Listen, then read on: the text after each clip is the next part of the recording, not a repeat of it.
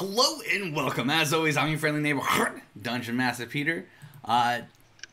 Today's the day of telling a tale that ends in a very floppy situation. It's none other than Thor, the Dungeon Master Peter here, going to tell that story to my fellow children from all different walks of life.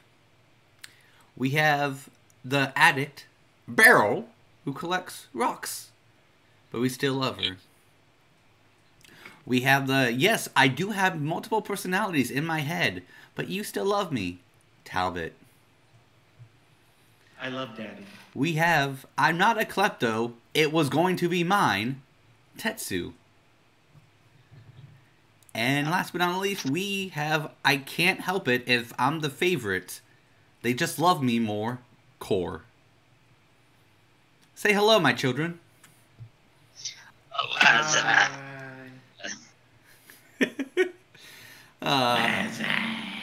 don't know how many more of these I can just do right on the fly, but I'm loving my improv skills. Alright. So we missed last week just due to timing, and we apologize for that. But hopefully we can just get back on a normal schedule. Doubt it, but you know, we'll try to aim for 6:30. I think that's a nice, lovely time we're gonna go for. So for those of you who it's been a while, so let's go ahead and catch up.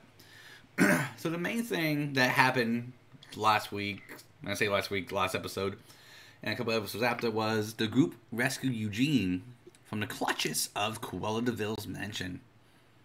They were able to make it back to Tolis due to the help of Eugene.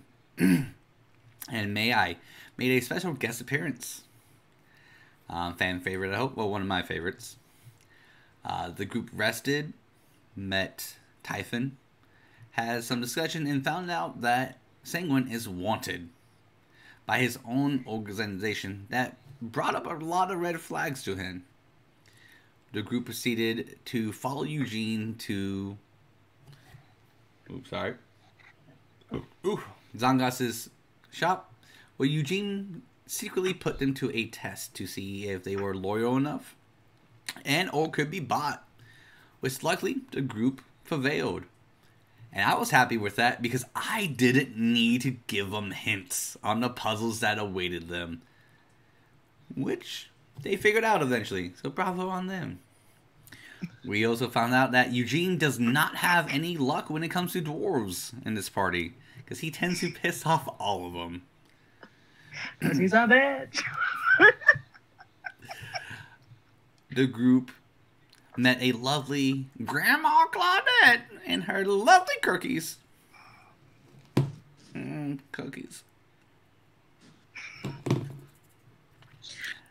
They then proceeded to just talk about what's going on, what the journey is going to lie ahead, as they make their way to Greenest, which is pretty much still on lockdown, only because that is the last stronghold that has not been taken over from the North Stars, which is the organization Senguine's a part of.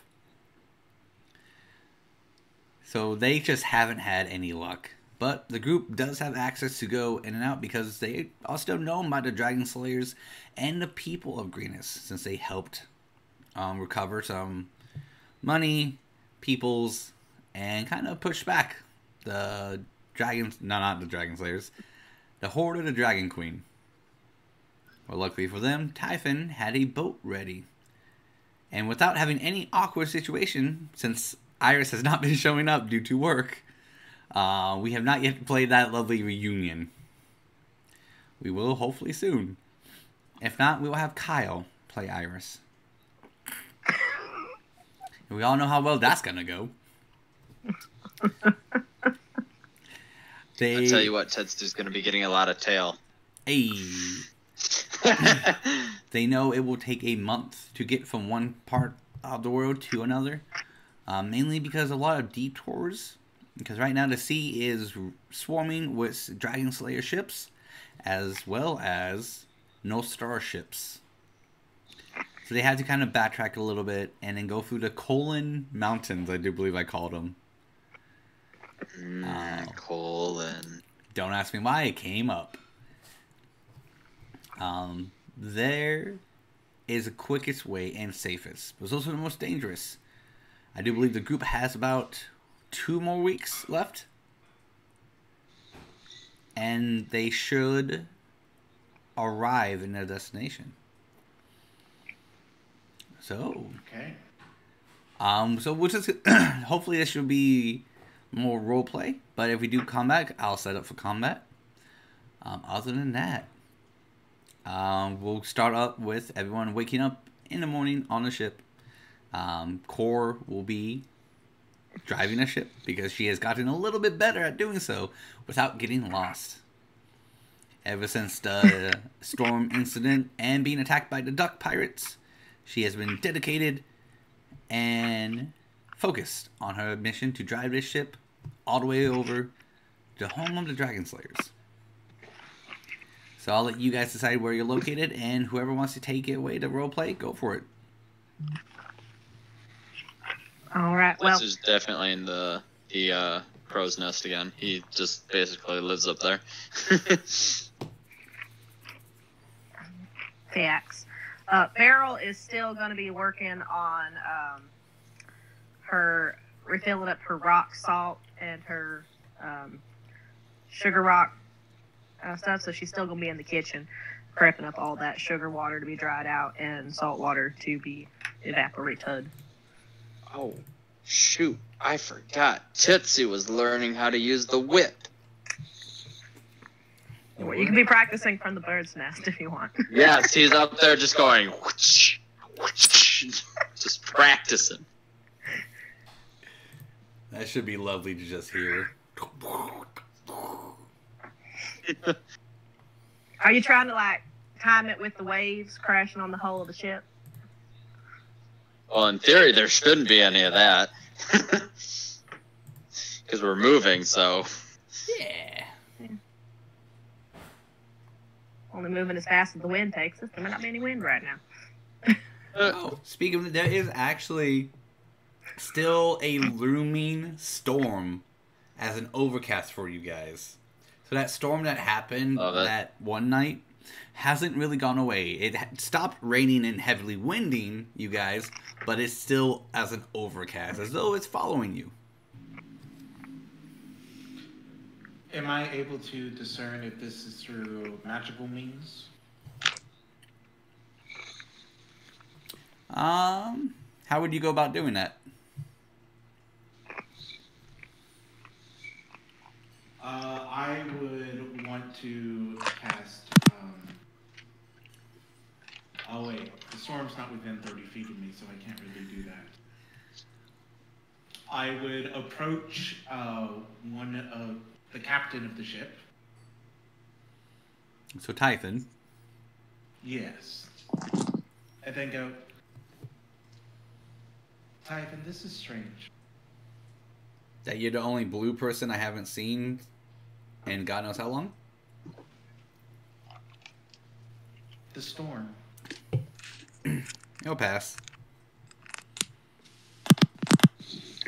Part of me doesn't think so. Well, if it does linger, the only thing you have to worry about is what comes after the storm. No, but Suddenly he the hears, storm. here comes the boom.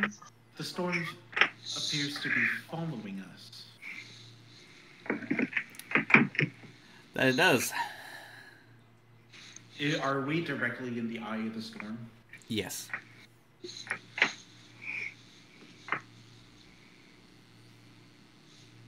I'm gonna have to assume this is one of Eugene's tricks. In order to keep things out of the way. It's a perfect epicenter.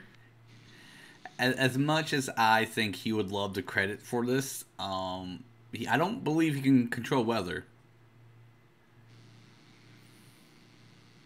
So what is controlling the weather, and why is it perfectly centered on our ship, the eye of the storm, that is? Well, if I have to guess between the lot of you, I would assume it would be Core. Isn't she one with nature? that point, Tetsu's gonna, because he's been eavesdropping, he's gonna kind of like slowly lower down by the rope and just kind of like hanging above them and go, no, I think it's probably Senguine. You know, he is in a perfect position to be a piñata.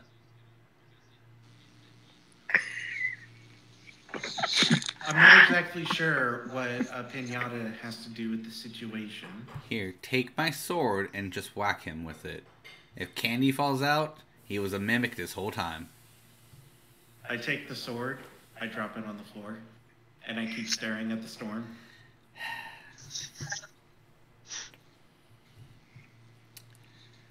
Well, I'll give it to one of them two then. Senguine or Core. Considering that Senguine is one of the followers of Thor, the god of thunder. Just, what do you want from it? Let me converse with Core. Okay, well, here, how about you just do it? in case. Take a picture of it, send But me, and that I'll is, give that it. is a good thing to note. If this storm is indeed present because of Senguine, not through him doing things, but because Thor has their eye on him, then that could be the reason. But we must be sure that this is the only thing. Why isn't Beryl there to laugh? I'm so mad. Cat. And at that point, I just beeline it to wherever Core is. If I don't know where she is, I will go down. Alright. We can just simply say, you eventually find Core. It's not that big of a ship to, like, hide from.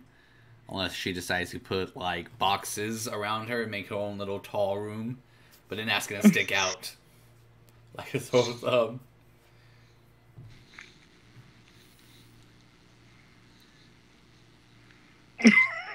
Alright, so you find a makeshift house, a room out of boxes, with Core's feet sticking out. I was just kidding.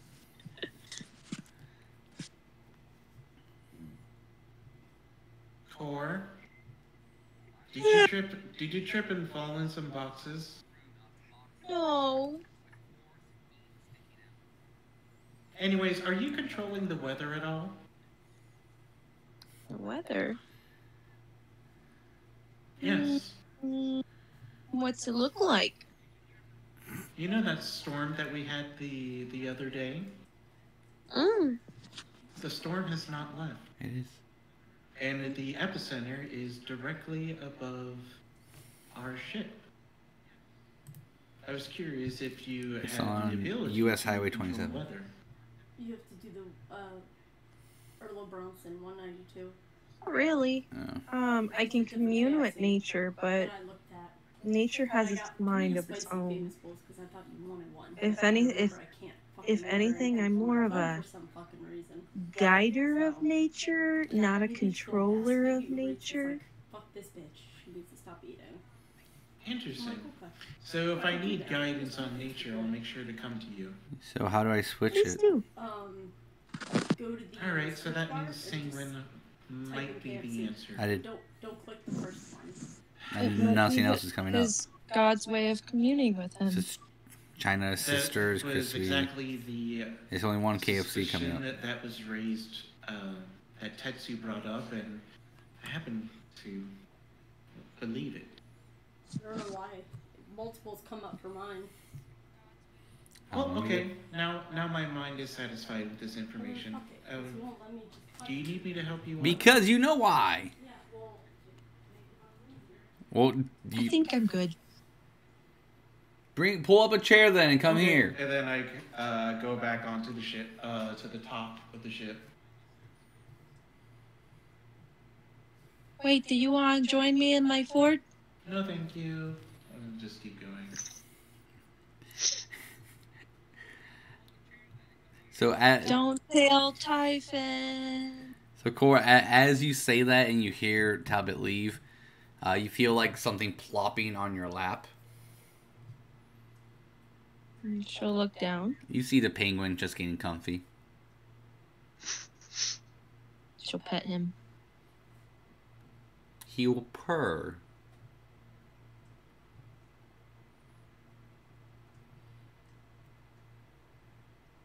She's just gonna let it happen. She's not even gonna get angry about it. Alrighty. So we'll go back to Talbot then. As Talbot goes back and tries to find Typhon, was it? No, I wasn't gonna tell him. He wasn't worried about it. 10-4. Alright. The only thing I do is I just come back up, and I go towards the table where the map is, and then at that point I'm jotting notes, because I don't really have a map. Yeah. I don't really have a map, and this is the only real map that I have. So I'm taking the time to try and memorize the geography, taking down notes, and I'm studying the map. May I give you that ever-changing map of Greenest? Gave it to Core. Oh, okay, so Core has it. 10-4. Alright, so let's see if something fun happens today.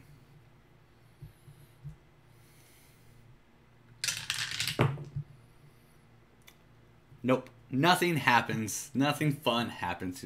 Except for a giant cat who appears from the underdark of the water and just lays down in the middle of the ship.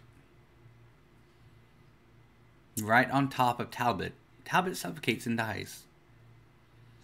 Beryl offers it some candy. It proceeds to eat Tetsu and makes Core its master. And that's how the Passage 2 ends, everyone. I'm glad everyone had fun. I'll see you next week. But the whole Sorry, I got more characters. You're about to have 4 clerics. And the boss is going to make Core on a giant cat. And if we have all clerics, we'll be known as the Amen. Uh-oh. Your COVID dice.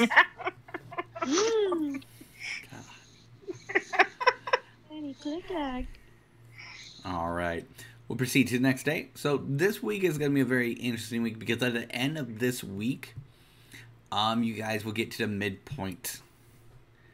So exciting. So hopefully we can schedule up enough time to make sure Eli pops in. And he can enjoy that as well. And I don't believe Sarah doesn't get off until 8:30, correct? Sure. Oh. I believe it is what she said. Thanks, Kyle. I'm not her keeper. Yeah, I was about to say, he's not the keeper of her things. In a relationship, yes. No. Now, if they were just friends, then no. He could be like, I don't fucking know. I don't fucking know. Alright. So we're next. She sometimes tells me when she gets off. She sometimes doesn't. Sometimes she tells you guys and doesn't tell me. And then I go, when do you get off? And she goes, well, I told the group. And then I go, well, you didn't tell me. It's exactly. This sounds like a personal problem. We're working through some stuff. Hey, if you ever need a counselor, Talbot is a great listener. Please don't. That being said, we'll go ahead and move on to the next day. So these days are kind of getting to you guys. So let's go ahead and make a wisdom saving throw for y'all. Since most of you haven't spent this long out at sea for God knows how long. Some of you never even went by boat. Beryl definitely doesn't like being on the water. It's not a... Oh, yeah, and the roll reflects that. Let's see. Wisdom. Oh, well, I mean, thank you for being proficient. It's a 9. Okay. 13. I had advantage for being Vedokin. That's not the character I want. Nice.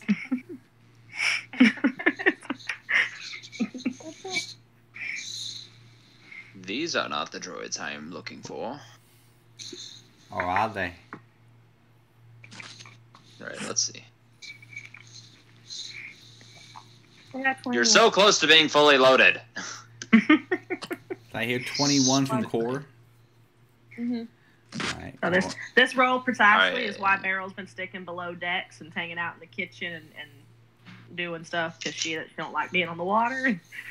You said wisdom, right? Yeah, we'll do wisdom. Awesome. Wish I had my freaking dice tower, but I don't have my dice tower. Alright, got this die. Roll this die. Ooh, alright, so looks like I'm gonna use up all my luck today. Yeah. So we got a 22. Nice.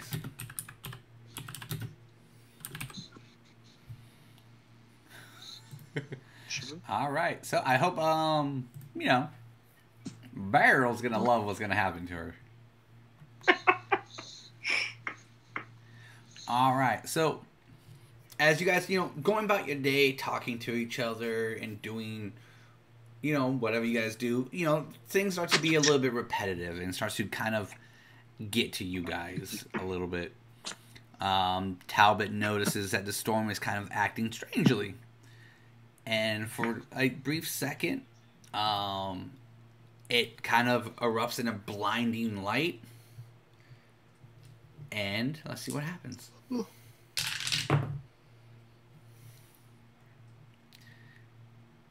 And the blinding light will go throughout the ship. So no matter where you are in the ship, you will technically be like blinded for a couple of seconds.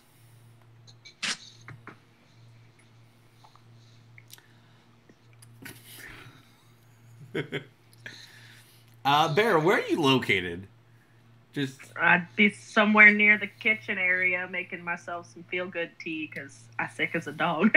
This would be like midday. Like, let's say around 12:30. Are you helping with lunch? Or like 1 o'clock? Yeah, somewhere in the kitchen where I can be useful, but also I can go away really fast. Okay, cool. So we'll say that Core is still down there in her little makeshift house and everything. Tetsu and Talbot are upstairs as always. As Beryl is helping with preparing tea and everything, she suddenly drops a cup as she starts to become very uncomfortable, as though her clothes are becoming very uncomfortably tight on her luscious dwarven body.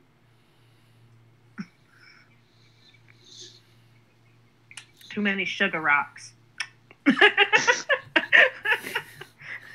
So go ahead and make me a strength check, Beryl. Oh, no. Oh, Jesus. Oh, jeez.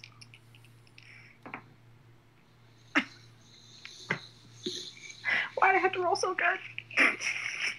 It's not even a good thing, I bet. It's going to be how fast I can rip my own clothes off. Strength. Oh, it's +0. Okay. Phew, 19. All right. So for your clothes, they just pretty much become skinny jean versions. Your clothes just become like as tight as skinny jeans, just on your body. Is still the strength check was to not break them, to kind of like ease your muscles into them, but your movement is cut in half, and any attack or anything is at a disadvantage. Oh, attack's at disadvantage.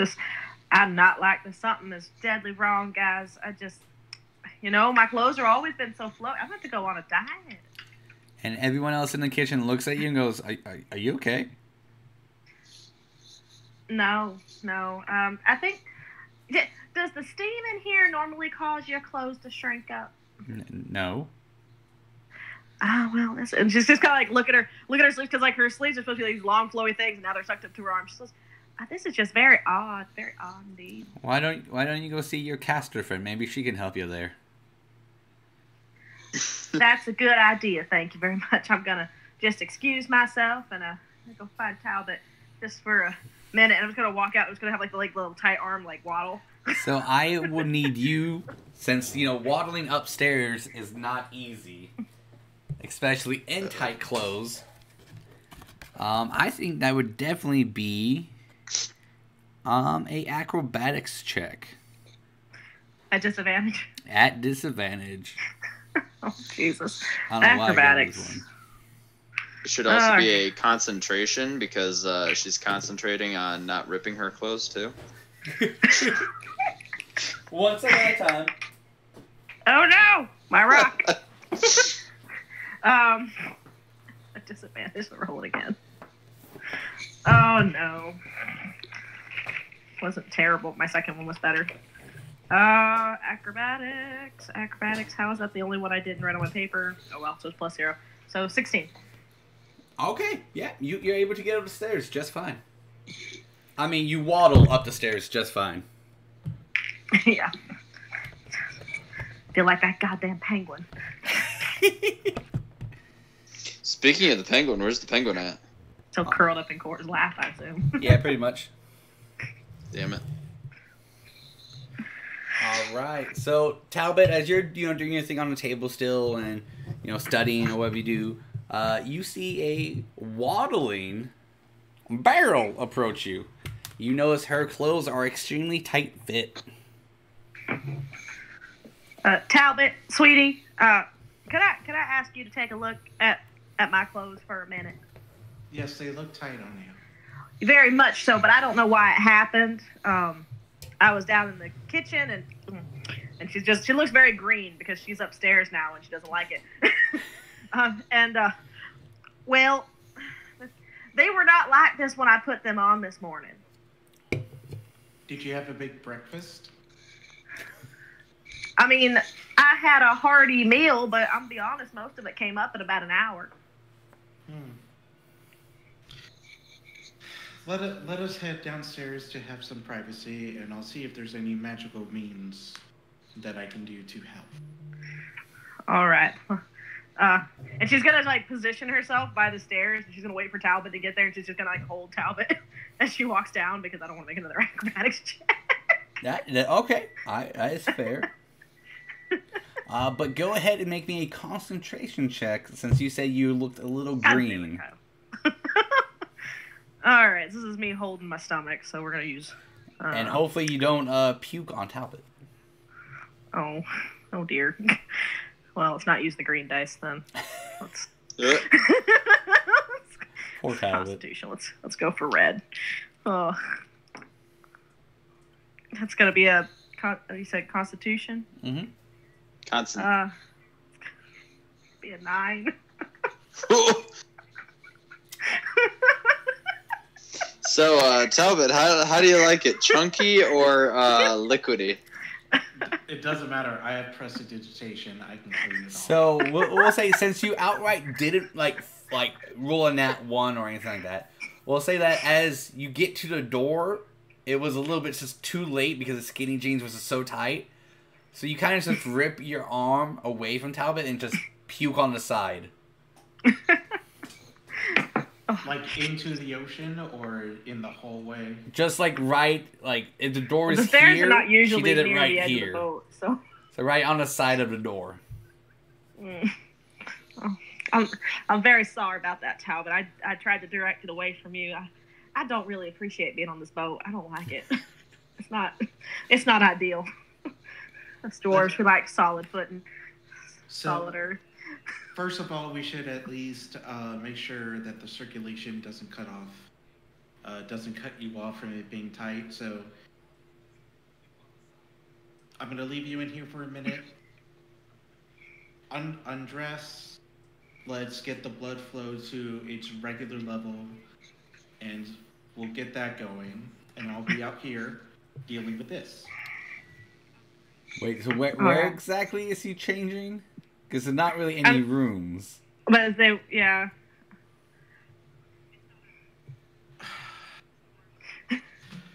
The only room would be Typhon's master's quarters. We're gonna take my hammock. Just gonna take my hammock because I did choose to have the hammock rolled up on the floor. I didn't use it hanging. I'm just gonna take the hammock and we're just gonna hang it up. So I got a fabric wall.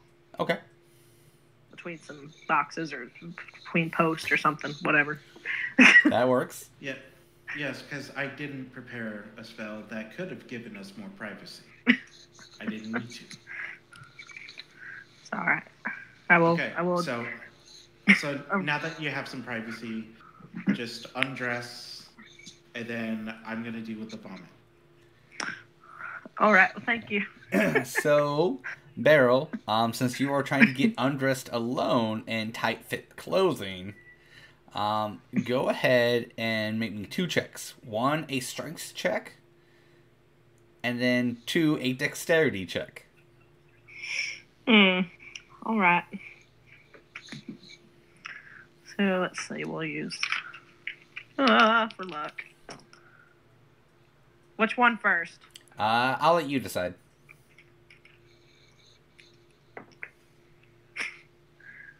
So, I guess for dexterity, I'll take the natural 1. So you're gonna end up on the ground. I'd rather bust my butt than rip my clothes. So I'll use the 19 for the other. All right. Okay. So the strength check was to, to be able to move your arms without ripping your clothes. The dexterity check was to make sure you keep your balance and actually be able to move your body. It was all in one. So you're able to move, but not in the way to undo anything. Since you're okay, I can move this way, but I can't move fully because I can't bend my arms. Or I can't bend over to take off my pants, or I can't... You're stuck.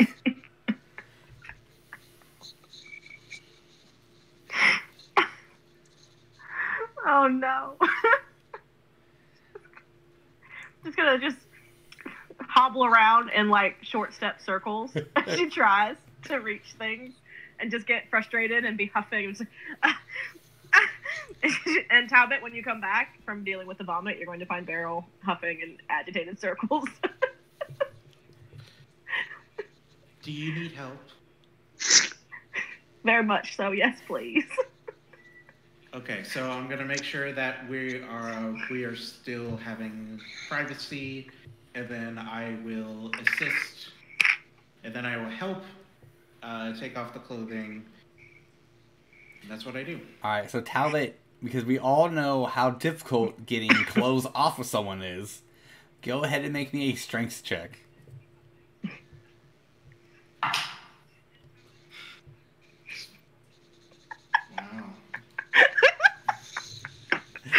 For a wizard, that should be great.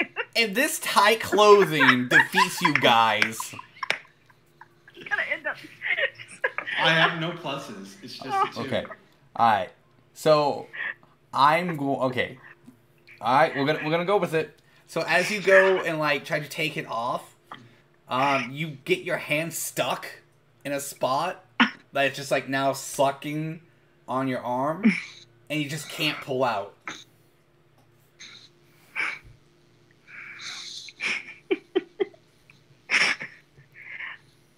So I'm gonna assume that in an effort to help me take my shirt off, you always start from the bottom and try to pull it up over their head. So it probably looks like the back of her hand is on my back. So it looks like we're just kind of friends.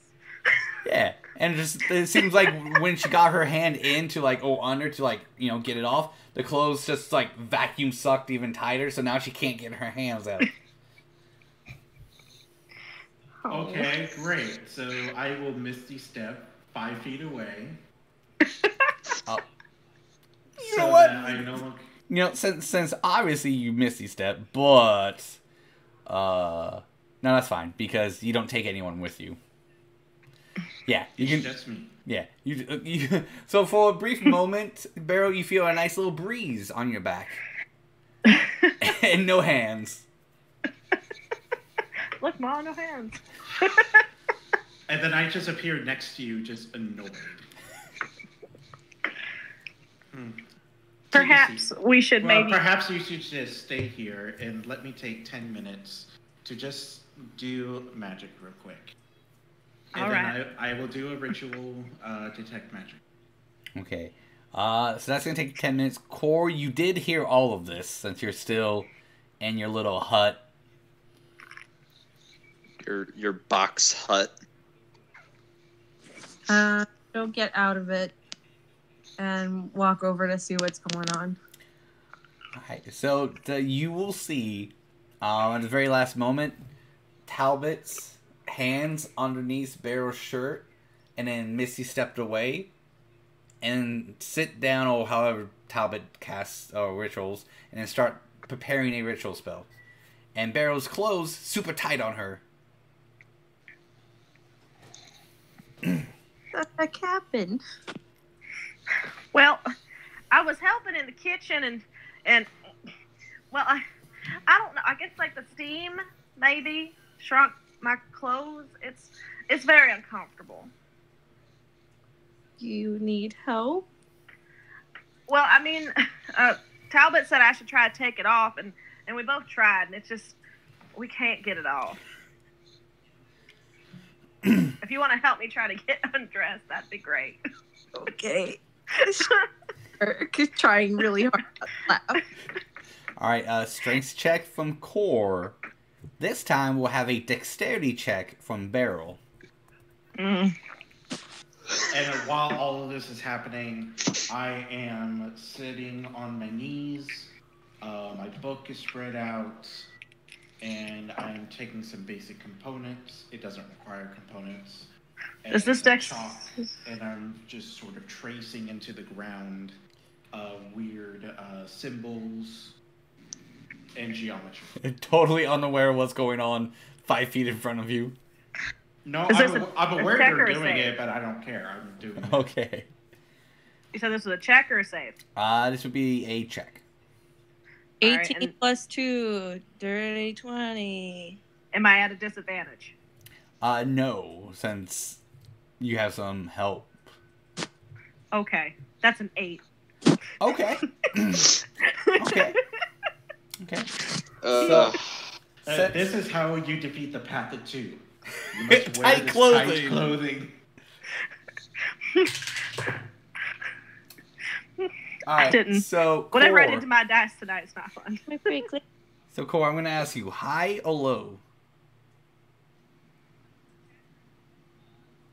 I'm gonna knock my head on my butt. Hi. Alright.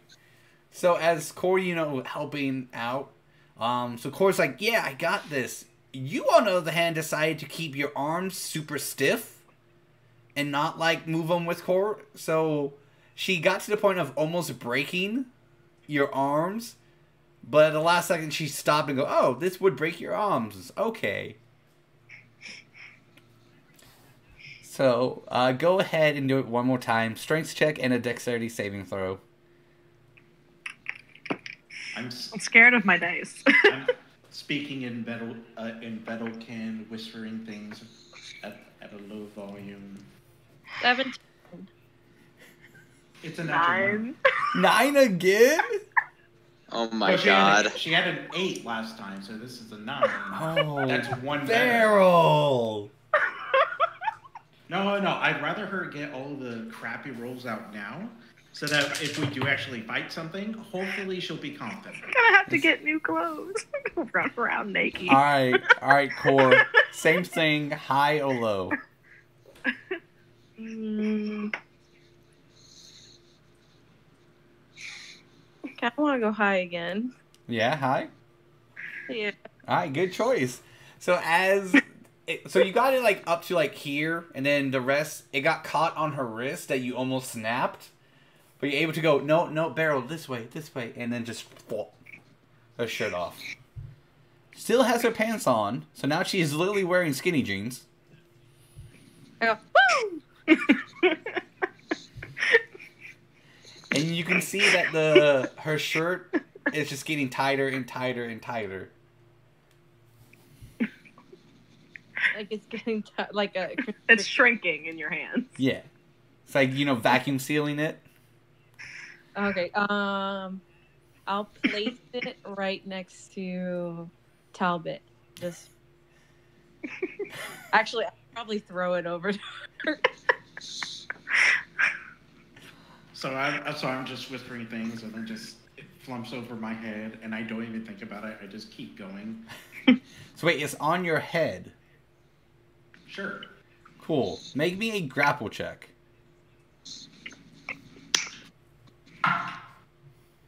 Does it shrink wrap your face?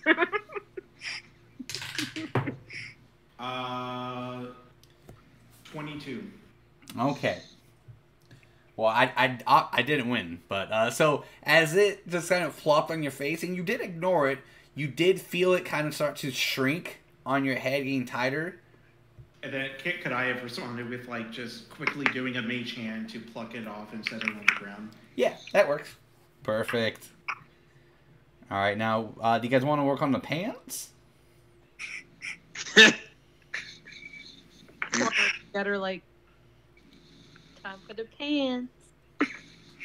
She just kind of looks over at her shirt and she goes, "Well, if it's gonna do that, yeah." Alright, but at this point, we'll say like 5 minutes has gone by trying to get off this shirt. So a good, let's say, 30 minutes have gone by since this effect has lasted. So at this point, since this is getting really tight on you, go ahead and make me a Constitution saving throw to see if you can still breathe. Oh, no. To see if you start having difficulty breathing. Oh, no. While that's happening, all you're gonna hear for Core, she's just gonna hear, "I hear butter can help with these situations."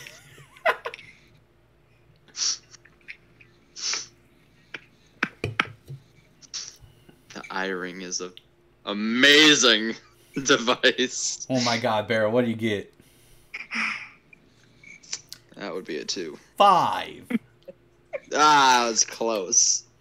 I rolled a 2, but Alright. Constitution saving is +3. So as Beryl gets ready for Core to kind of just rip off her pants, you know, she sat down, lay down, you know, like kind of put out her feet, and like getting ready for Core to just like rip them off. She just goes, yeah, and just falls unconscious.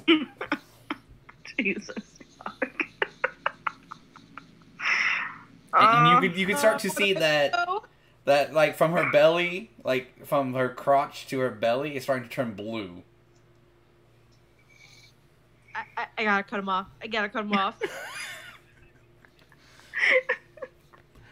Talbot, should I cut them off? Talbot's doing magic. She wants an answer. I briefly look up, and then I go, "We gotta stop," and I have to stop my concentration. Okay. And I have to stop it, so now I am aiding Core in getting these off of her before she suffocates and dies. All right. Do you guys even have a knife? I have a dagger. So do you want to cut, pull, or magic them off? I would like to magic them off. Okay. So now, to let you guys know, you will get 3 attempts on to get these pants off. You have to do best 2 out of 3 to get them off safely. But if you fail 2 of them, something's going to happen to Beryl. Okay? Yeah. Alright. Oh my god. So how would you like to proceed to get these magical skinny jeans off? I'm going to... Fireball? Okay. Yeah, right. No, I had it. Where did it go? I thought Well, I don't have dispel magic, so I'm gonna. Yeah, because I don't have it. I don't have it prepared. Oh wait, do I have it prepared? I'm blaming this on the cat, guys. It's the only thing different. Oh, well, also I painted my room, but like seriously, it's the only time I've let him into my room. I do have Blame it you. prepared. This is obviously by magical means. It is best to use it on the pants to have it stop, and perhaps it will go back to its original size. Okay. Can I try doing the spell magic? Yeah. Because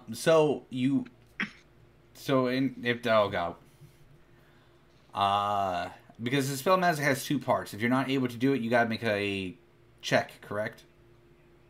Okay, so if the spell that is doing it is 3rd level or below, because Dispel Magic is a 3rd level spell, they automatically succeed. If it is greater than that, then they do have to make a roll. it would be a D20 plus your the modifier for whatever spell casting that you do. So because I believe cleric is wisdom, she would have to roll a D20 and add her wisdom modifier. All right, let's go ahead and go with that.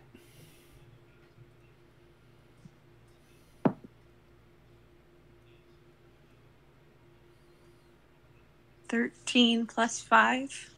So 18. Nice. All right. So it can dispel, that would dispel anything of 8th level or lower. Oh. Yeah. So you do dispel it, but in doing so, green and like purple liquid kind of just burst all over Beryl's pants and upper body. And then the pants just kind of just go back to normal. Prestidigitation to clean it. Alright, and after a little bit, you're able to see that her, skin start to go back to normal, and then she starts to slowly wake up. Oh. Wow. It looks down at me. Oh, you fixed it! Delightful. Is my shirt back to normal? No. She'll look over it. Look. The shirt is no longer there. Oh, dear me.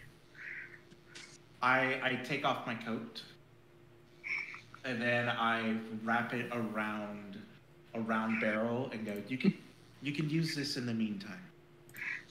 Thank you, sweetie. I appreciate it. It would be conceivable though that I would have more than one set of clothing in my pack. Yeah, I mean, like I could just go get another shirt. Yeah, I mean, yeah, you can just simply get another shirt. Okay. I was gonna say, I have a spare shirt if you want to wear it. I do appreciate that. Wait, don't you have Core. Eugene's shirt? I don't know. I don't know either. Yes. Does the extra shirt smell like lavender? Does it smell like lavender? I I don't know how know. long she's been carrying No. it, because if she hasn't got any lavender next to it, it ain't going anymore. That's fair. I don't think. Unless Iris did a curse on Eugene's smell.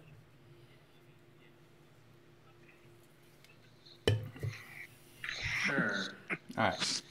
So, Beryl's able to just put on another shirt that she owns, like, using Talbot's coat as a kind of like a mini curtain, and able to get back all her armor. Now you guys just have a missing shirt wandering around. That was a fun adventure for today, guys. I really appreciate the help.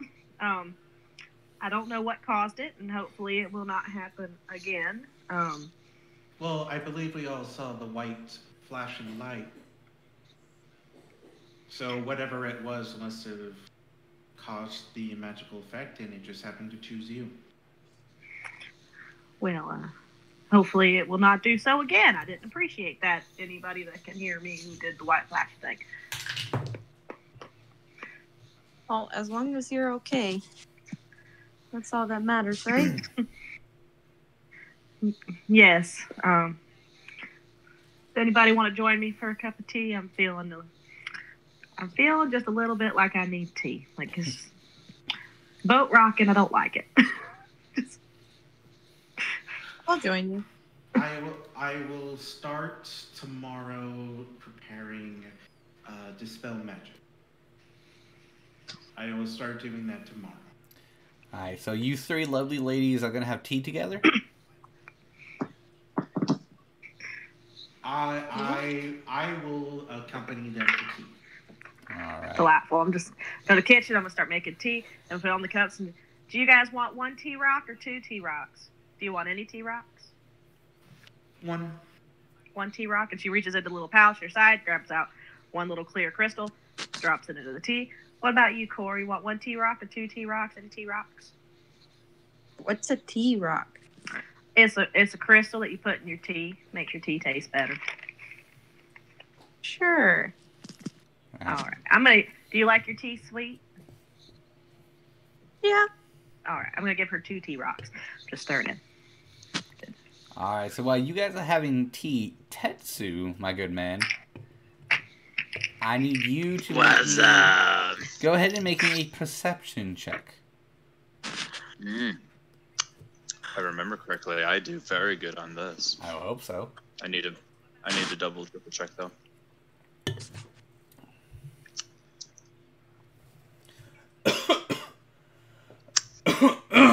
Yeah, considering my passive perception's an 18. Oh dear God. Oh, let's see. Yeah, my passive perception is an 18. Yeah, I got a +8 on this. You see Let's see everything. what I get. Okay. Well, that's an 18. Awesome. I got my passive without even, you know. Get F's? I don't get it. Alright, well, that's... Alright. So what happened?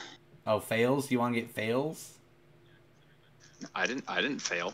Oh no, I What are you just... talking about? No, The question. keep going. No, keep going. Okay. Keep going. I'm so confused. So as you're looking around, you're doing your thing, keeping eyes out, you suddenly feel like a presence is directly behind you, which is, not normal because no one can really sneak up on you. But as you turn around, bow cocked, you just see Beryl's shirt just laying 5 feet from you, just laying there, lifeless, blowing in the wind. While keeping eyes on this thing, he's going to activate the eye ring and go, to everyone.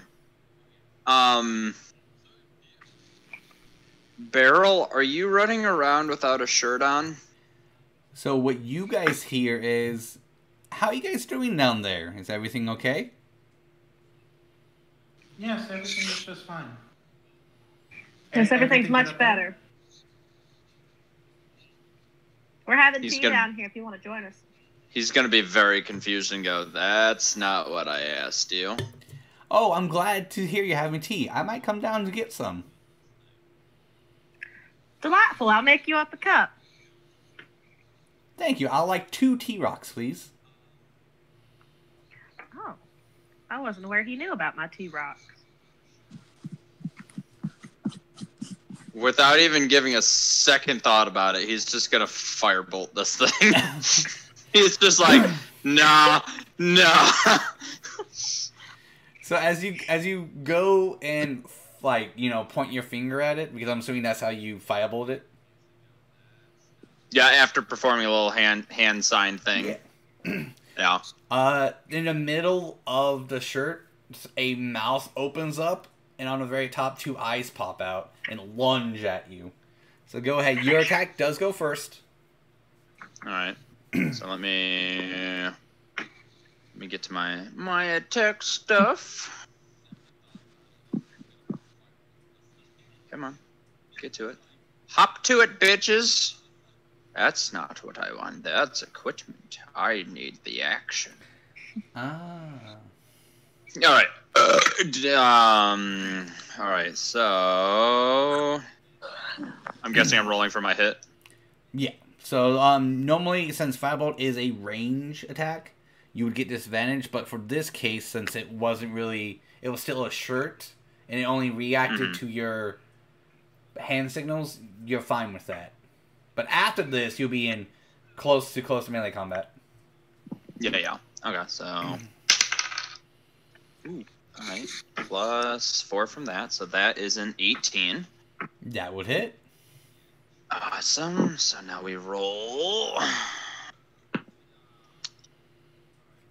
these, and I'll roll this twice.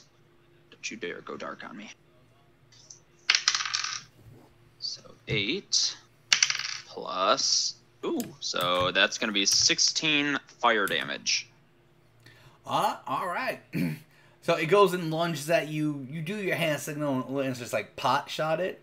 And you do enough damage to just like hit it, and you can just hear just screams from it, and the blood gushing from it, and it just burns completely. And all that left is the collar of the shirt.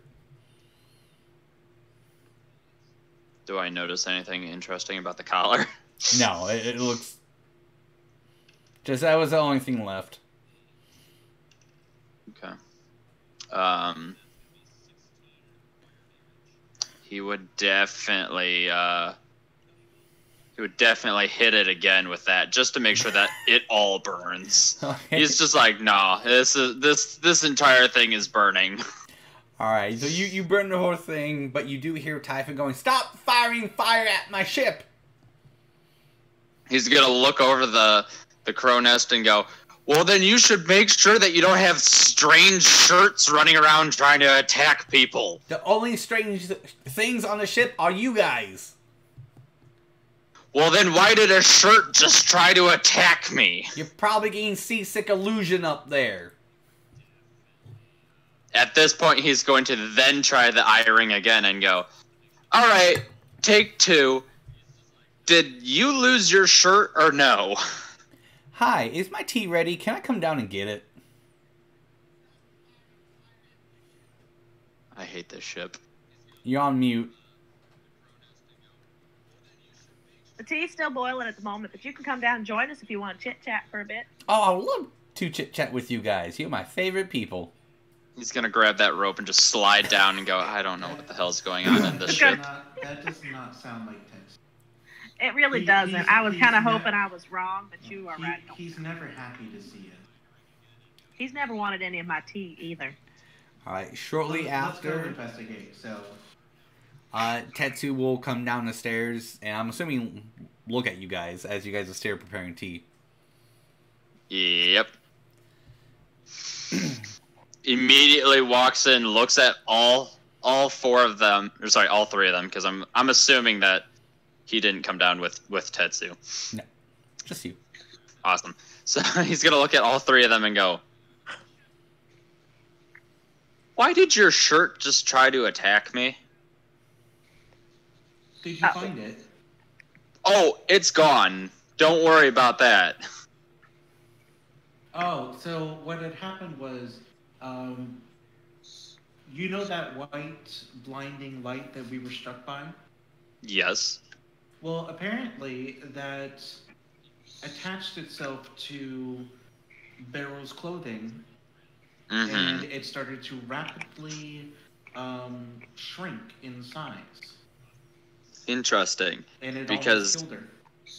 it made its way to the top of the boat to where I was at, and then proceeded to try to attack me. Oh, I was wondering where it went. Mm-hmm. Well, it's So, gone. we've got that going on. Clearly, our eye rings have been tampered with. Have they been tampered with? Well, considering I asked you guys 4 times if she was running around without a shirt on. Oh, no. Are you sure? Because it came in clearly that you were asking us about tea and wanting to be with us, which we knew was not the case. Oh, I put that together. Considering I don't want tea.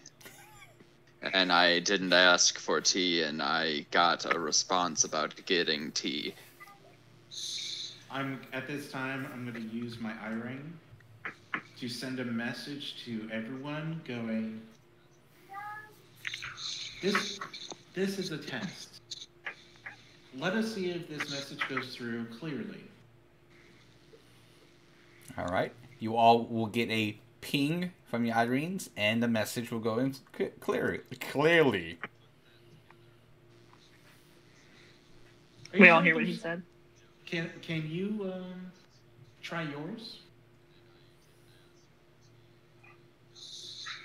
Tetsu will then send out a message, the same one that he said up top, asking if Beryl is running around without a shirt on. Sent. Ding. Replied just fine. It could have just been the shirt that was causing the magical interference. No, because after I destroyed the shirt, I sent out another one asking the same message again, and and I got a response that the tea is currently boiling. Well, I did send that message. I said that.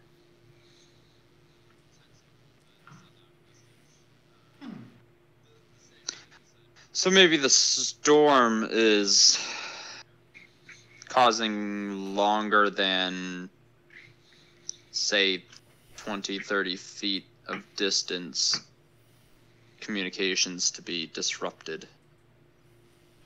Would I know the distance between where I was when we received the message initially to the top of the crow's nest, which I've seen Tetsu be in? Do I know the approximation of that height?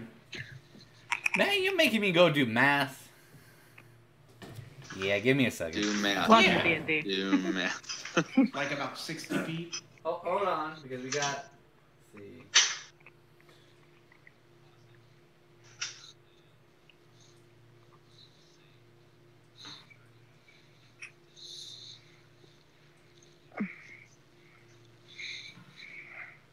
Let's see. I say about like 75, 80 feet. 75, 80 feet. Yeah. Well, Tetsu, why don't you and I test this theory? Let's go to the top of the boat.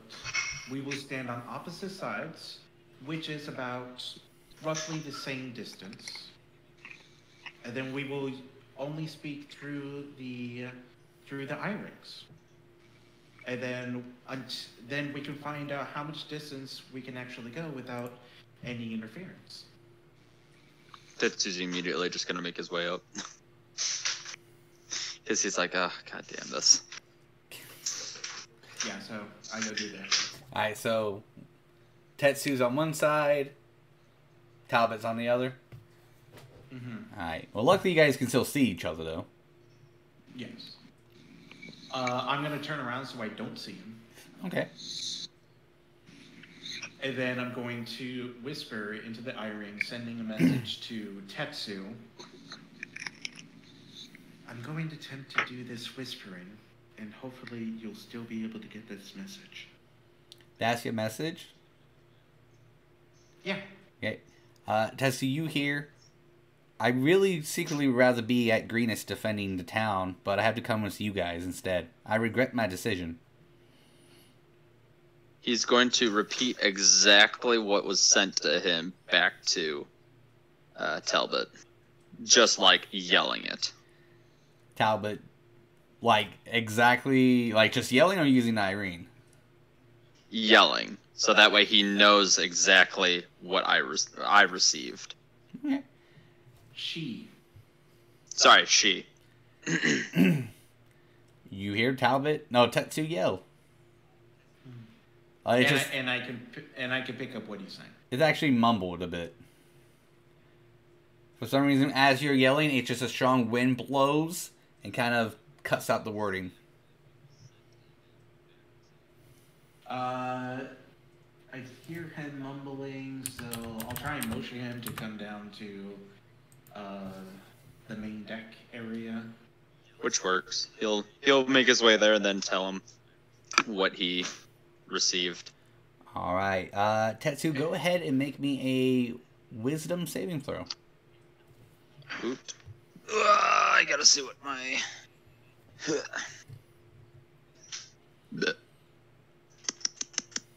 cheddar. Shaboop. Okay, so I get that.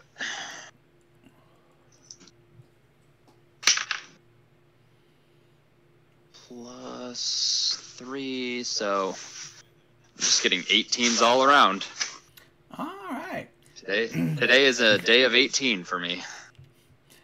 Alright. So as you approach Talbot, you forgot why you approached her. The moment you stepped the 5 feet, you just suddenly go, wait, what?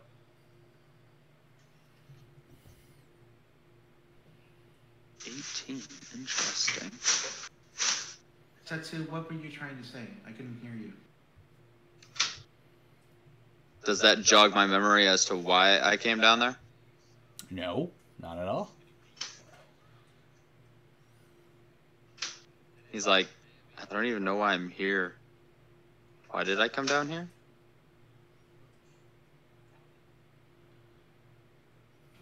At this point, let's go ahead and turn off the eye rings.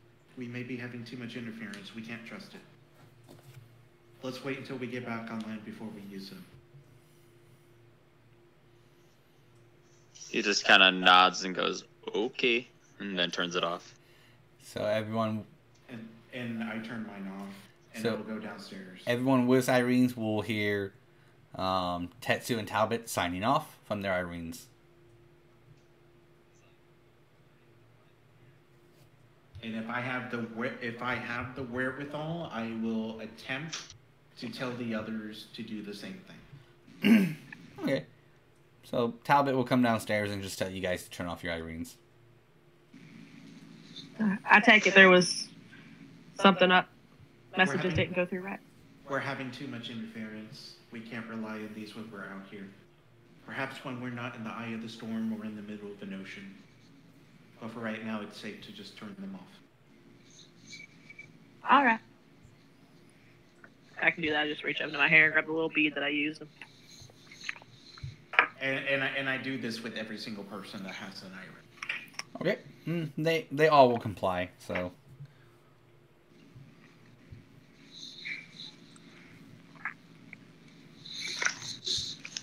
Alright, so what are you guys gonna do for the rest of the day? Back up top to my crow's nest with my whip. Eugene is not with us, right?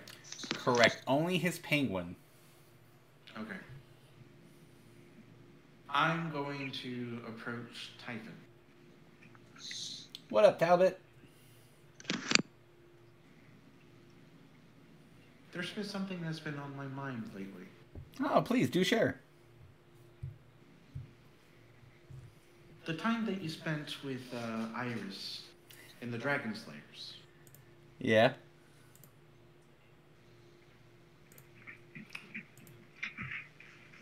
What was she like?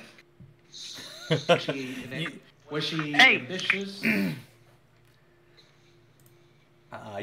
Sorry, cat was scratching my carpet. You want to know what Iris was like back when we were back when we worked with the Dragon Slayers together? Yes. Oh, wow. That is so long ago. It's a good thing we have a lot of time. Well, she was smart, beautiful, cunning, very free-spirited person back then. Impulsive, got me into a lot of trouble that I had to clean up her messes. Didn't have really the weight of the world on her shoulders sometimes. She kind of just rolled with what we had to do. She did understand, like, our missions and everything, and, you know, always kept us kind of on our own strict moral compass. I guess that's, you know, one of the reasons why I fell in love with her. And it was because she was the one holding the moral integrity of the group. She liked to remind us that we are just more than what our blood is. And so she tried to make us do better.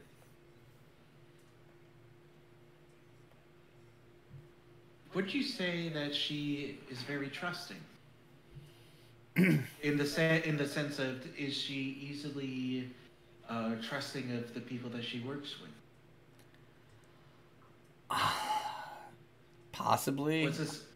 Was this something that had occurred while she was working with the Dragon Slayer?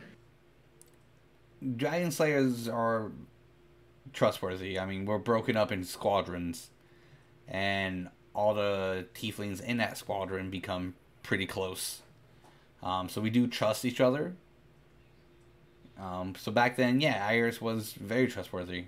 And she trusted those who worked with her. What squadron were you a part of? Oh God.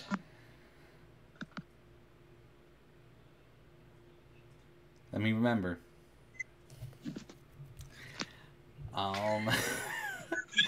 The time you guys fucking ask questions about it, I'm not prepared for that. Thanks. We'll call it the blue rose. And what was that squadron's main objective? We mainly did transport. Transport of goods? Yeah. So how did she get roped up into this? Well, we had a little bit of falling out on one of our last missions, and I left, and then I didn't see her for many years. Then when I decided to come back to the Dragon Slayers, she got put into my squadron again, and our mission was to head to Tolus, which we met the first group and did stuff with them until I eventually died. And now she got roped into all this.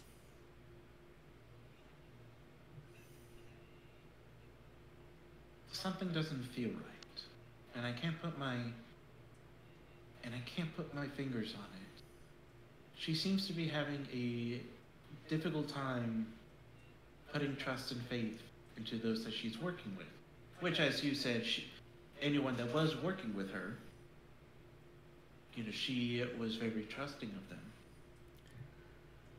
I'm curious what happened that would make her not trust the people with the same objective.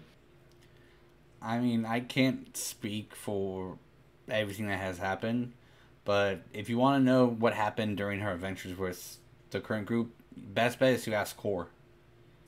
I don't know much because the last time I saw her, I actually had to drop off you guys and then immediately go with Jedi to regain my memories and powers. So if you want more information on what happened through these events after my death, talk to Core, because I don't know how she handled it.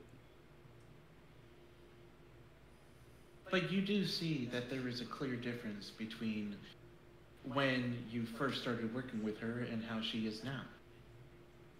I do, and it could be partially my fault, but me and Iris haven't had the time to talk about what happened.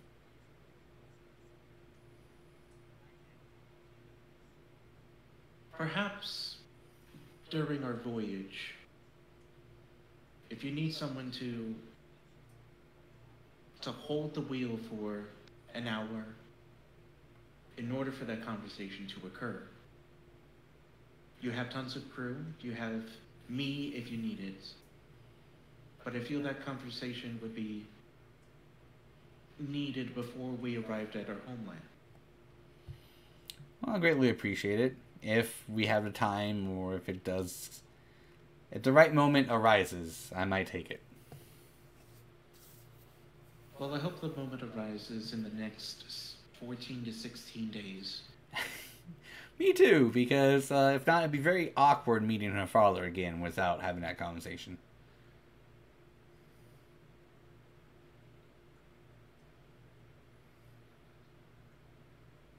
Thank you. Anytime. I found this to be quite useful. I'm glad I could help. Once. Okay. Anyone else want to do something for the day?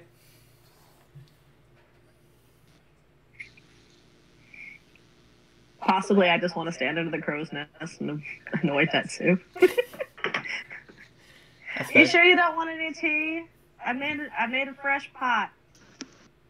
No. Is it because you have tea up there with you? No. Because you know that tea you got, just having one type of tea, it's a little boring. You can always try some of mine. No. How's the whip coming along? Just gonna set to go. Looks like it's coming along fairly well. I'm super proud of you. Just complete silence. It's like that big brother, little sister kind of a thing where he's just like, oh my god, make her go away. Are you okay? You didn't answer. Crack the whip once if you're okay, twice if you're not. Just dead silence. Is there anyone on the deck with me that I can see? Oh yeah, there's crewmen going around. You see Typhon and I'm going Talbot, to go get Talbot. one of the crewmen and just be like, I think my friend might be in trouble. He hasn't answered me and I can't climb this mast. Do you mind climbing up there and checking on him for me? We can hear the whip. He's fine. Well, he hasn't answered me. I've asked him twice now. I even asked him to crack the whip and he hasn't done it. Okay, but wait. He hasn't cracked the whip. He hasn't. Talbot, if you're okay, crack the whip once. Well, he's definitely not gonna reply now. Fine, I'll go check. So you see, Especially since his name's not Talbot, it's Tetsu. Sorry. So like, as crewman gets all the way out, you see a little head poke up, just looking at you, Tetsu. He's gonna, like, without even moving, just eyes glance up at him, and it's just like daggers at him. He's fine. Ask him if he wants any tea, please. Do you want any tea? It's just this straight stare that just screams straight death. Alright, well, I don't get paid to deal with you guys' shit, so. He climbs back down. Well, thank you. I appreciate it. Yep, okay. And he walks away.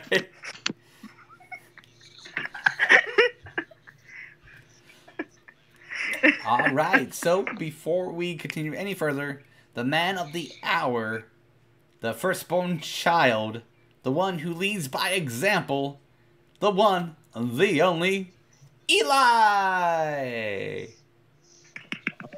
Yes. Can I do it? I don't know. Yeslie gonna get mad if you do it without her. I mean, you gotta wait for Yeslie. We can do it. Alright. Take it away, my children. Oh my god, it's Senguine. We love you. And we miss you.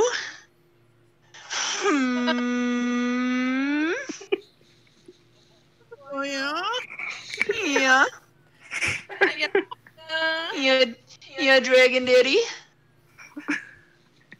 It's getting longer. It's evolving. What's up? So before we continue, let's go ahead and talk about Eli's birthday fundraiser. So you want to take a quick moment or two and talk about that? Yeah, it's my birthday on Friday.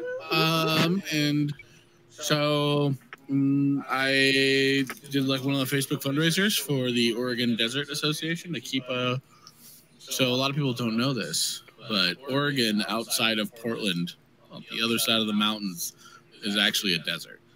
Not what you expect in Portland where it's all rainy. And that's where I live. And I like the scenery out here. I want to keep it that way. And so it's I forgot the name of exactly what foundation is right now. But I've worked with them before. It's a good cause. They do good work. Let me look it up real quick. It's Oregon Natural Desert Association. Yes, Oregon Natural Desert Association. They work to preserve our naturous lands out here. And yeah. So if you're watching on the Twitch or the YouTubes, if you want to donate to them for my birthday, then go for it. Hey, I would appreciate it. Yeah, a simple $5 or however much you want. You can find that anywhere. And if you want to post it in the Facebook group for the quest, you're more than welcome to do that. To let people know about it. I froze. What'd you say? I was saying if you wanted to post it in the Photo Quest Facebook group, you're more than welcome to, and let people know about that. So that's really good there.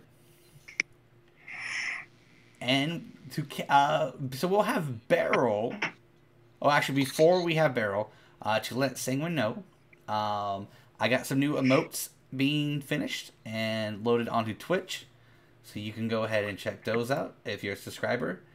And one of the new points on the Twitch channel is Dice Time, to where if someone redeems their points, I will roll a D100 or percentile, and we'll find out what wild magic effects happens to the group. It can happen at any time. I hate that. So luckily no one has done it yet, but Beryl had a little taste of some fun trickery today. Beryl, do you want to tell Eli what happened? Well, see what happened was there was this weird like flash of light thing that happened from, we assume, in the storm that's surrounding us. And my clothes just started to just shrink, super shrink, shrink wrap, supreme, whatever you want to call it, and they just continued to shrink and shrink and shrink. And I tried to get Talbot to help me get out of it, and it didn't work because apparently strength-based, getting clothes off. And then we had to get Core to help, and then I passed out. And I don't really know what happened to me after I passed out, but when I woke up, my clothes were fixed. So, like, my shirt was gone, but my pants were the right size. And got me a new shirt, and there was talk about magic and dispelling. And then we tried to message Tetsu about it, because we went to go make tea to kind of, like, settle my nerves. And then we figured out the eye rings were kind of messed up. So Tetsu did not hear what we heard, and we did not hear what Tetsu heard. It was all kind of mismatched, jumbled, whatevers. Also, apparently my shirt tried to attack Tetsu. Nice. So that was a fun thing that happened. That's the long and the short of it. So where are we at right now? Because, like, I think since we didn't go last week, I think the week before that I couldn't go, so I think I'm pretty far behind right now. So we're still on the boat. Yeah. Oh, okay, cool. We're about 4 days away from the halfway point, which is the two mountains. Oh, the point. Ocean's colon or whatever. The colon, yeah. How long is the trip total? 1 month. So Senguine should have his magic back, yeah? In about a couple more days, yeah. Well, it's a month-long trip, and he had his magic taken away before we got on the boat. Correct. About a week before. So at the end of this week, he should have his magic back. Cool. So I'm so excited. In approximately 4 more days, he should have his magic back. Swear to God, if you take it away from me again, Peter, I'm gonna be so upset with you. I'm gonna fly out to Florida just to kick you in the nuts. You wanna what? Don't threaten that. See, the moment Don't threaten that, because he'll do it just to get you down there. She's right. Yeah, don't threaten him with a good time. But the moment and if you do come down here and do that, then I'm going to have to go out with you to buy you a drink. So either that or I've got whiskey here. So then while you're flying, you got to pick up Travis and just bring him with you, so we all can have a drink. Cool. All right. Cool. Yeah. Sounds about right. Yeah. Cool. Alrighty. So we will go ahead and continue. We'll go to the next day. So this is day 4. Yes, day 4. So let's do Sunday, Monday, Tuesday, Wednesday. It's a Wednesday. So everything's been doing normal. You guys are getting closer and closer. A little bit more stir crazy, but with Senguine kind of being more lively in the life of the party. He kind of eases everyone's tension down, which is very lovely. So we'll see if something crazy happens today. Oh, and if Talbot wants to tell Senguine about the storm or what she noticed, she can. It's still trailing us, right? Yeah, it's still there. Is it not? So, Senguine. Did your dice tower eat the dice? It did. So, we've come to a conclusion that, you know the storm that is above us right now? Yeah. It's been following us for a few days.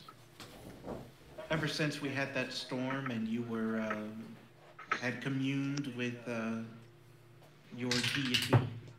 Mm-hmm. That's probably been about 2 weeks. So it's been following us ever since. Cool. And right now, the only logical thing that we can come up with is that this is your deity trying to commune with you, because it is based with thunder and lightning, and Thor, Yep. from what I've been told, is of thunder and lightning things. Yeah, you're batting 1,000 right now, though. What does that mean? Batting 1,000? Don't worry about Okay. it. Just move on. Wait, are you implying that Senguine's god is shrinking my clothes for funsies? No. I am insinuating that Senguine has more meditation that he needs to do. Does Senguine Otherwise, the meditate? storm will never leave.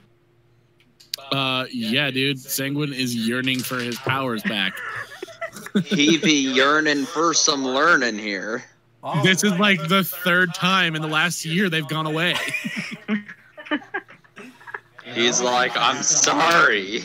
Well, to be fair, one, you gave up willingly to slay a black dragon. Yeah. So the other times, yeah, that was me. That was all.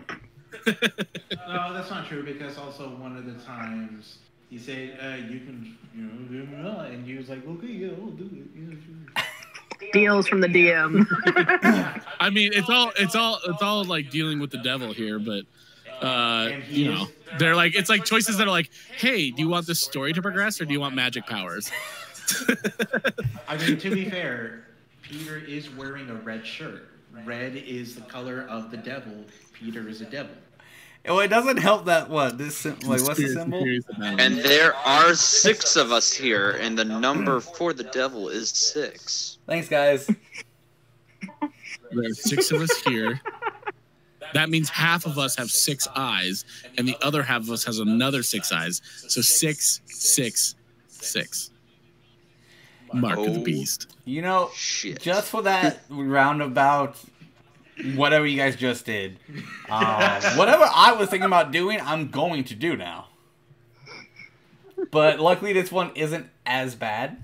So you guys are, back doing your normal thing. Like Talbot went to go tell Senguine that thing, and as Senguine goes to pray, a lightning bolt strikes Senguine, flinging him off onto his back. No damage, just the force. And as Senguine comes to, what does Senguine say?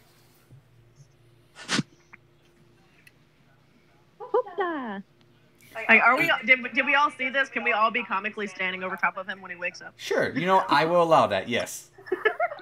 Penguin goes, I hope you like your dragon extra crispy. So, as he says that, he goes, meow, meow, meow, meow, meow. Okay, not only do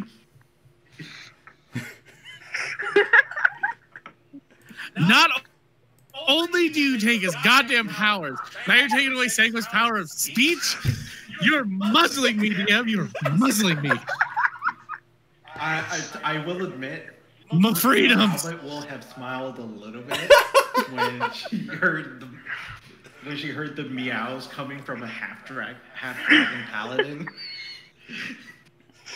So Tetsu, as he always does, is going to be like, just like last time, hanging from his rope upside down over top of him. He's going to be like, Maybe this would be the time to use dispel Oh, magic. sorry. On his Tetsu, throat. sorry. You're the only one who heard that. Jesus. All right. So at that point, he's gonna be like, Oh no, but Talbot, smile. Don't take away No, Talbot's smile. Tetsu's the only one who heard what Senguine said. Everyone else heard a meow, meow, meow, meow. oh. So at this point, he's gonna be like, well, at least you don't look too crispy. Beryl's just gonna look at Tetsu. But I and do just look go, hot, right? Oh, buddy, you always look hot. Don't worry.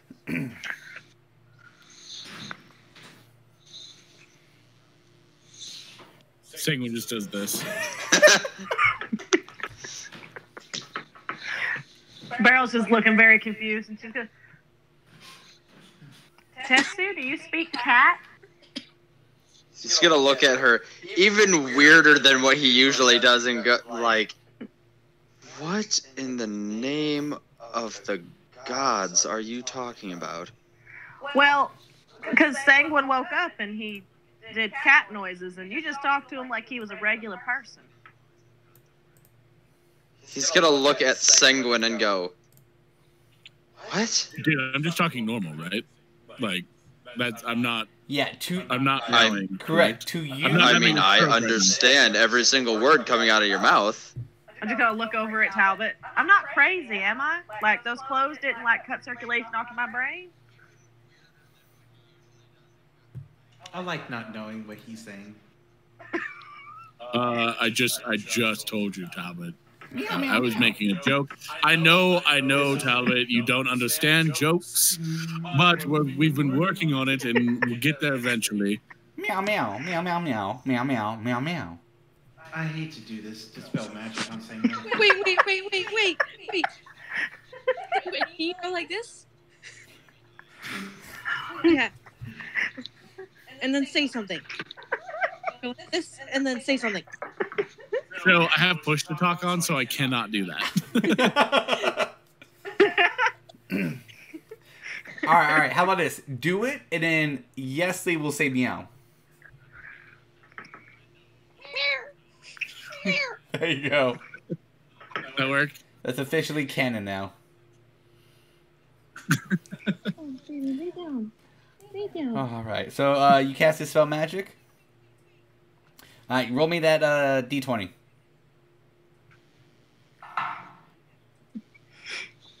A natural 1. So that's wait, gonna you're a halfling, dispel so magic on you. All right. So what is the total though?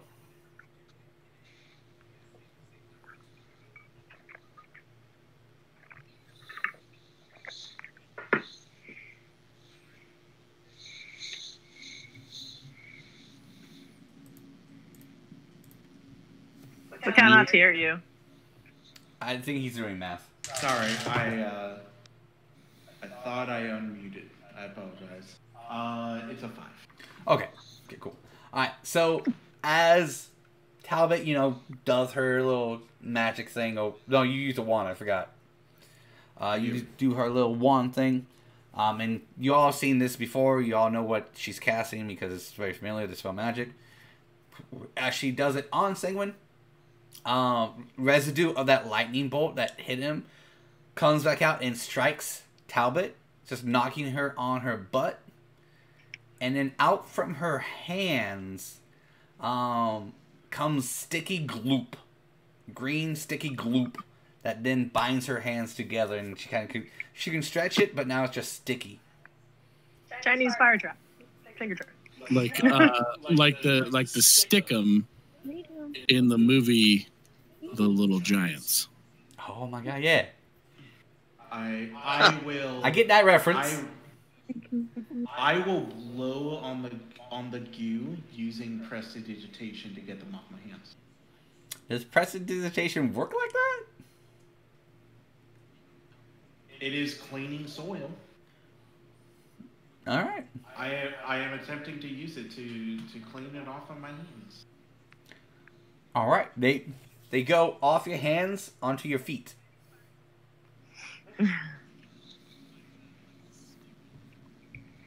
That's just rat to disgusting. get them off my feet. Do they look like burgers? Yeah, they look like, snot.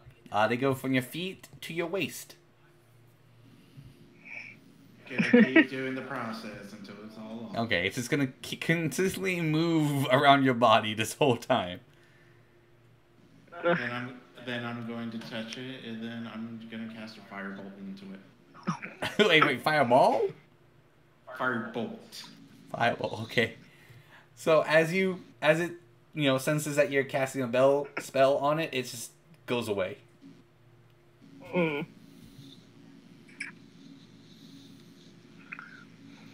Okay. Alright. But Senguine still says meow anytime he speaks. Neat. Wait, Cor's there, right? Of course, you speak to animals. So, Senguine, from what you can see, and you can see Cor, you hear a small little, high-pitched voice coming from Cor. And you can hear it just laughing his ass off.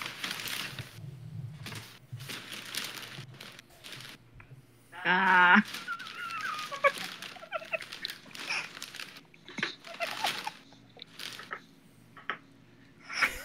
I'm gonna investigate Core. Oh, okay. Roll an investigation.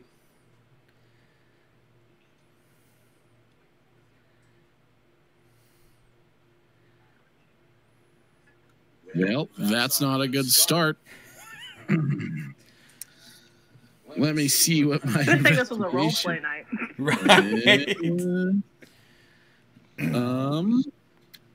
That's a 4 total. He finds out That do that it? she does indeed have boobs. Whoa now.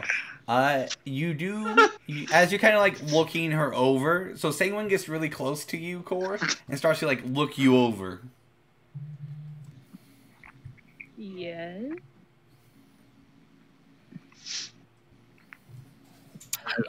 I know there's something there, and I just, on the top of my head, I cannot think of what it is.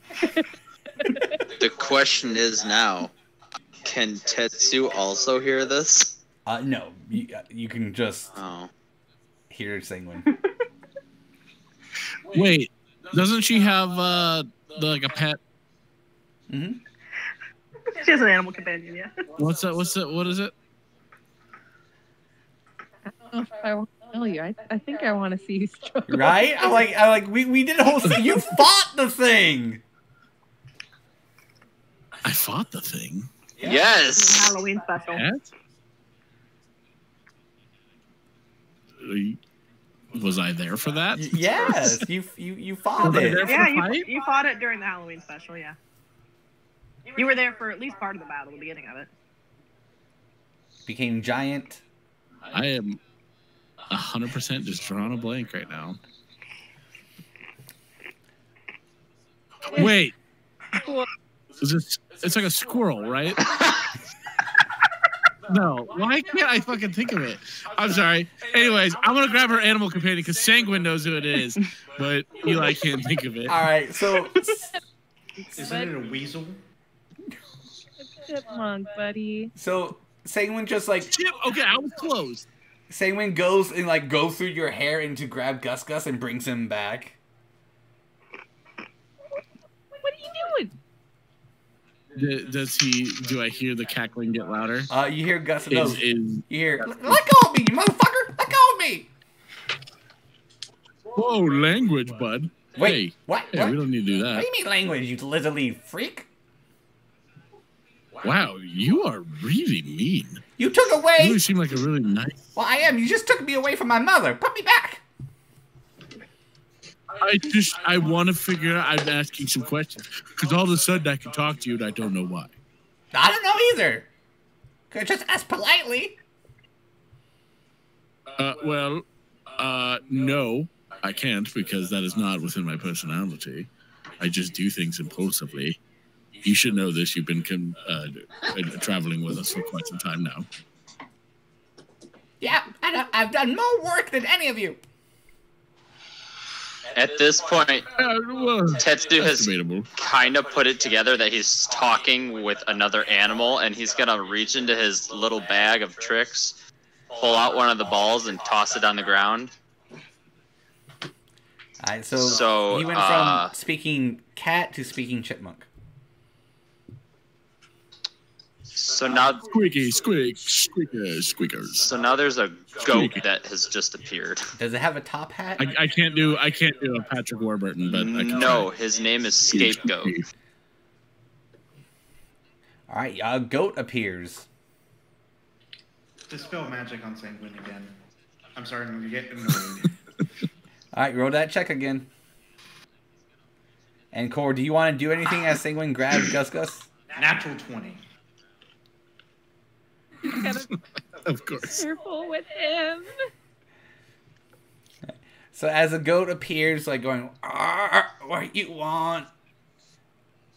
And Senguine, yeah, it worked. You know it worked. They, on the other hand, do not know it worked. Wait, I can now speak to them normally? So we'll continue the conversation as though you don't know that it worked until Talbot says something. Okay.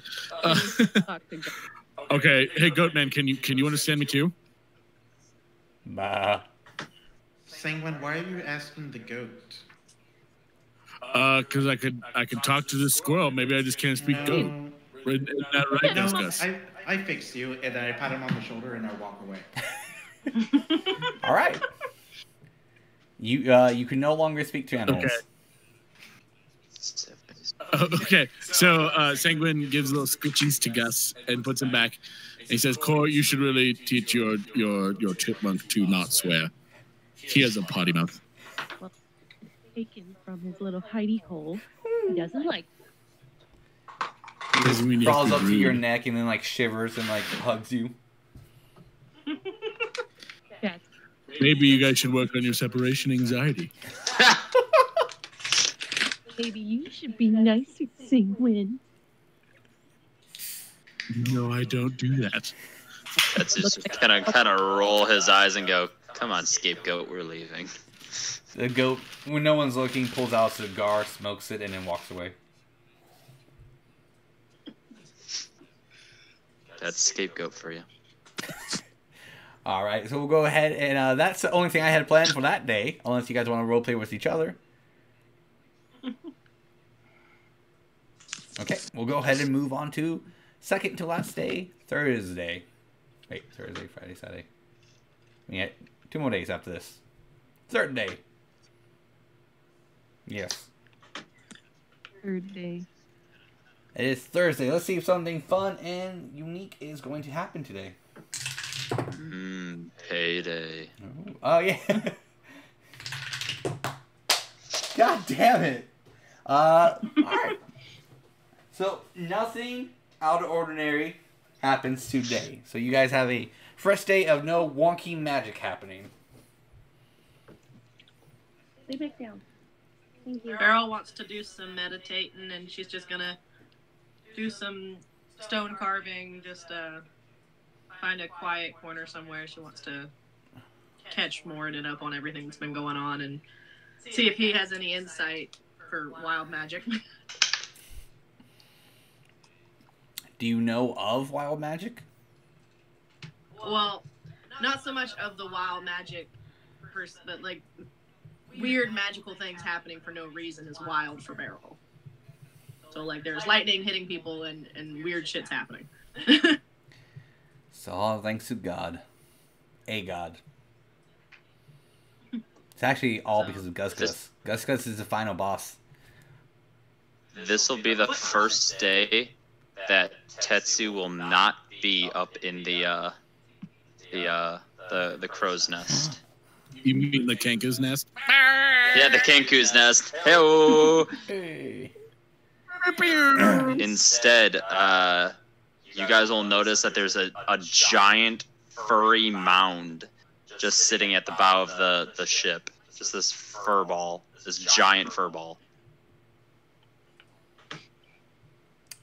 Penguin pokes it with a stick.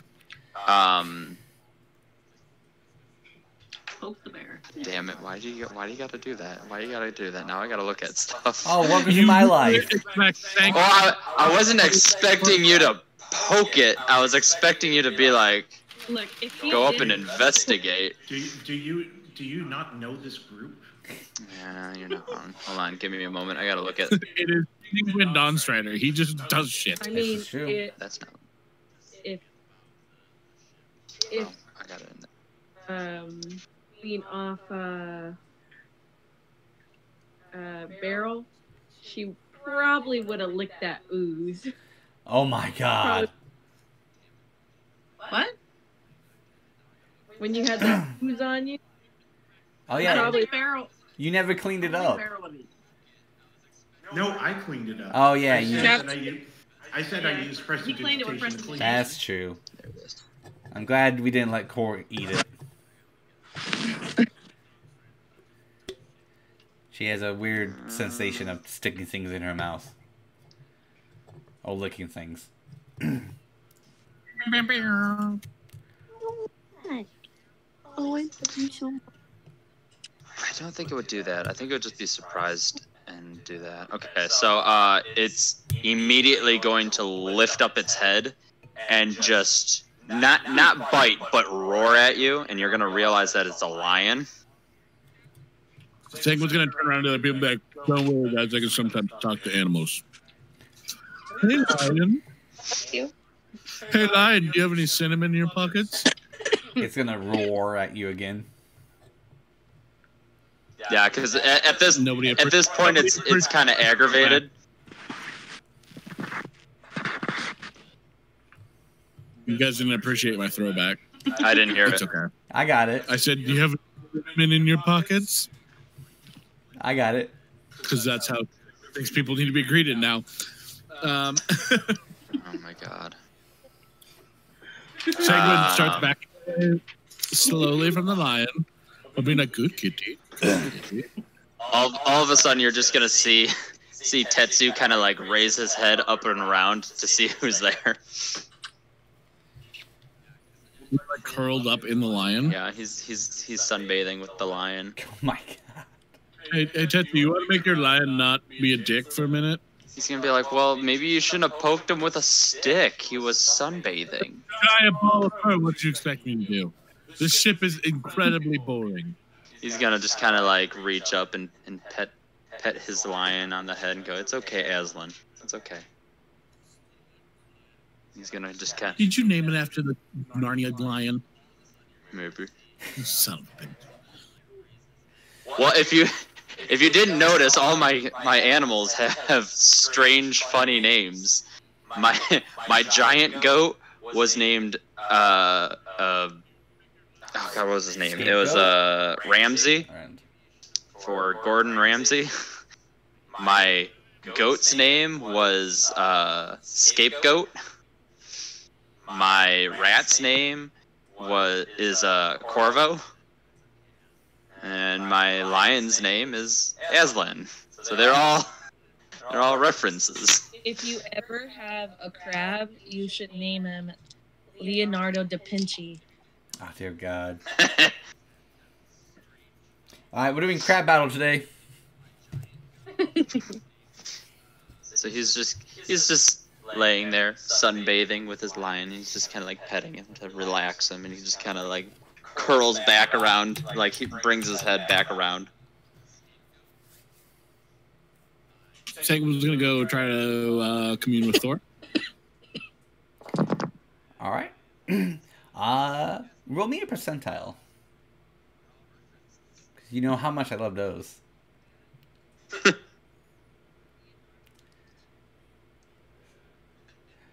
The question is, did Core hear the lion roar? Oh.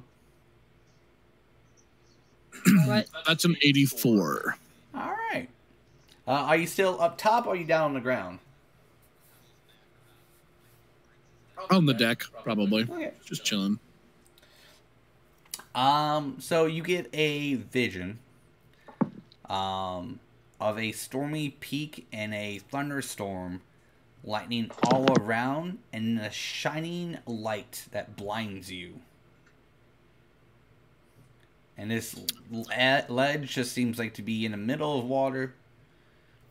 Nothing else surrounding it, and this storm of hell. Big light at the top that's kind of blinding. Yeah, then it just snaps you out of your meditation or prayer or communication. Oh, okay. I was gonna be like, Senguine goes, Thor, what's up, my guy? Vision! But, there you go. Yeah. But apparently he's been snapped out. Okay. Okay.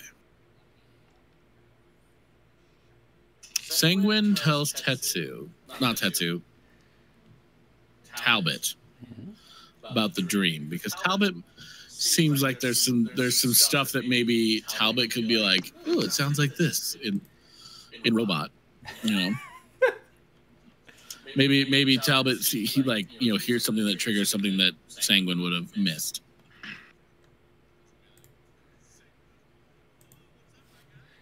All right.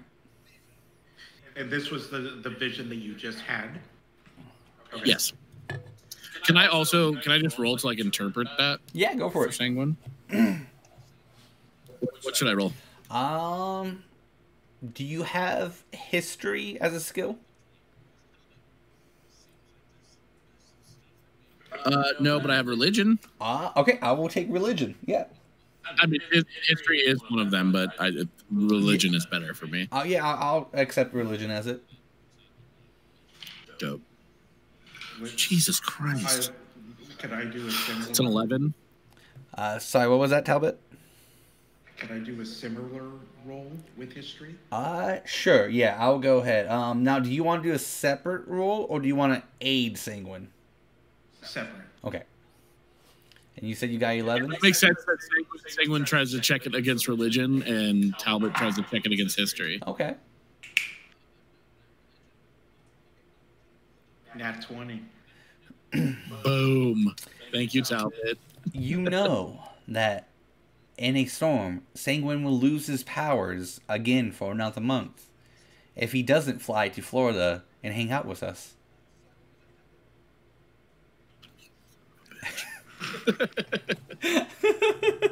Sorry, had to do that. Alright. So, out of the religion aspect, you don't really get much of it. Drinking.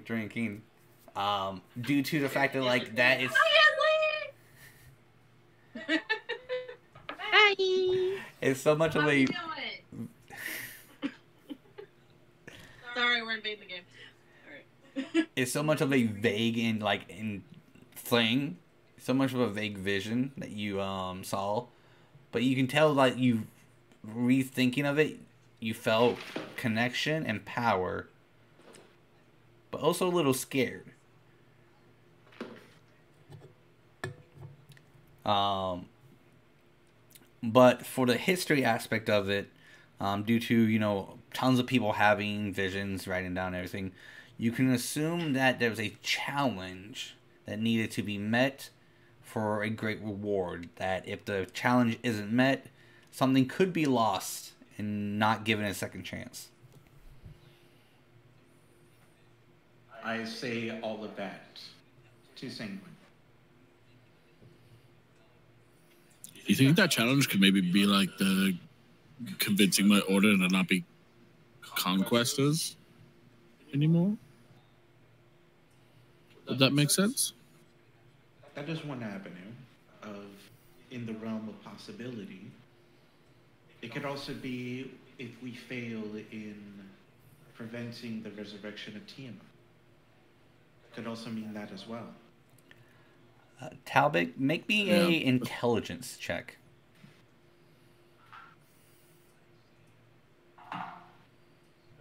15. Oh, perfect. So going as you guys are, you know, communicating and everything else, you do notice that, you know, as you're getting closer to midpoint, that what he describes as a cliff, you're actually heading towards a one. And there's been a storm following you. Lightning has come out of that storm. Heavy winds and rains have come out of that storm as well.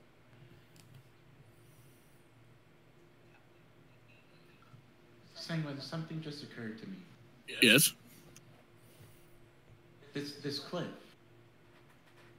According to the maps that I had seen, we're actually headed towards one. Starting to feel very specific. We're go. Okay, so we need to go there. I think I know what I have to do. We are en route over there. I think it is best that we tell Typhon that we may be delayed there a bit to handle some affairs. Agreed. All right, and on that note, we'll go ahead and stop it for. Let's go ahead and take our 15-minute break since it's a 2-hour mark, and then we'll wrap up the last part. So for the Twitch, we're gonna take about a 10-15-minute intermission. So we're gonna go ahead and put it on the intermission, put some music on, let you guys relax. For the YouTube videos, check out part 2. We'll see you there. All right, don't yet click that part 2 somewhere on the side of the YouTube page. Does a Wookiee part 2.